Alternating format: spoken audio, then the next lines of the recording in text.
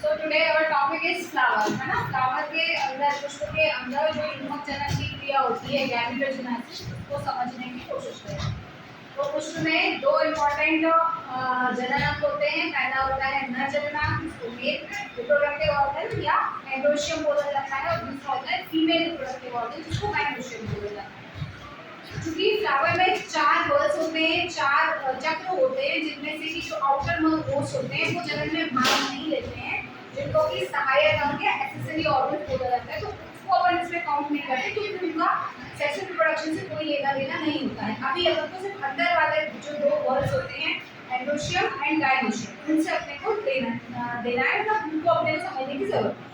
ठीक है, तो सबसे पहले नर जननांग, जिसको मेल रिप्रोडक्टिव ऑर्गन या एंडोशियम बोला जाता है, उसका एक भाग जो है वो इंकेशन या कोलम है, और इंग्लिश में स्टेमन बोला जाता है। स्टेमन में दो पार्ट होते हैं। ऊपर वाला जो पार्ट है उसको एंथरसाइट बोला जाता है, परागकोश, और नीचे वाला जो उसको ज्वाइन करने का काम करता है उसको तंतु या फिलामेंट या तंतु भी बोला जाता है। इसके अंदर ऊपर वाले पार्ट में, मतलब यहाँ पे बात हो रही है, यहाँ परागकोश बोलते हैं इसको, इसमें पोलन से या एंथरसाइट बोला जाता है, जिसके के अंदर परागकणों का निर्माण होता है। उन परागकणों को, क्योंकि वो साइज में छोटे होते हैं, इसलिए हम लघु बीजाणु या माइक्रोस्पोर बोलते हैं। इसके अलावा परागकण तो है ही कॉमन नाम उनका पोलन ग्रेन, और एक और नाम उनको अपन नर युग्मक बोल सकते हैं, क्योंकि ये सारी जो प्रोसेस है हम क्या पढ़ रहे हैं, युग्मक जनन, और युग्मक जनन में भी स्पेशली नर युग्मक कैसे बनता है, और इसी प्रोसेस को हम माइक्रोस्पोरोजेनेसिस बोल सकते हैं, क्योंकि नर युग्मक जो है वो साइज में छोटा होता है, इस कारण उसको माइक्रो बोला जाता है।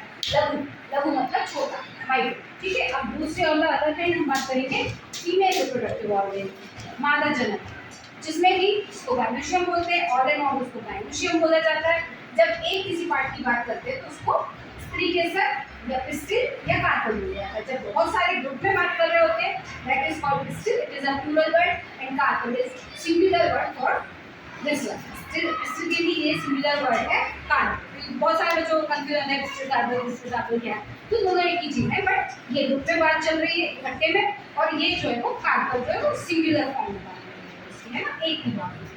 इसके भी तीन पार्ट होते हैं। ऊपर वाला जो स्टिकी पार्ट है, स्टिकी से याद रखना, स्टिक, जैसे फेवी स्टिक पता होगा, तो फेवी स्टिक स्टिकी होती है ना, चिपचिपी होती है, तो ऐसे ही स्टिग्मा होता है। ऊपर वाला part stigma, then style, then ovum, है ना।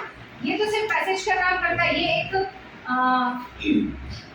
एंटीना की तरह समझ लो, या एक लैंडिंग ऑर्गन की तरह से काम करता है, जहाँ पे कि पोलन ग्रेन्स रिसीव होते हैं, रिसीवर की तरह से काम करता है ना, रिसीव कर लेता है, सिर्फ थोड़ा सा झुका हुआ होता है।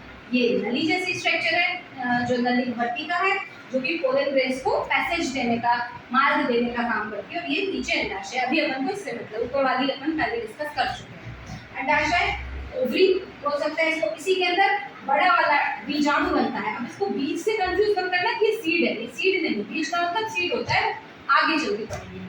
गुरु बीजाणु मतलब मेगास्पोर। इसके बाद इसी को हम बीजाणु बोल सकते हैं, इसी को हम अंडाणु बोल सकते हैं। अंडाशय में बन रहा है तो अंडाणु बोल देंगे, और ओव्यूल ना, ओवम ना होके क्या नाम हो जा रहा है इसका, ओव्यूल। बाद में बनेगा एग या ओवम, बाद में कहा जाता है। इसके बाद मादा युग्मक, क्योंकि ये मादा युग्मक है, फीमेल गैमेटोफाइट है, और इसी को एम्ब्रियोस्टैक बोला जाता है, जो कि काफी इंटरेस्टिंग पार्ट होता है इन एंजियोस्पर्मिक प्लांट्स का। एंजियोस्पर्मिक मतलब आवृतबीजी पौधों का ये विशेष गुण है, जिसको कि हम ये पढ़ते हैं।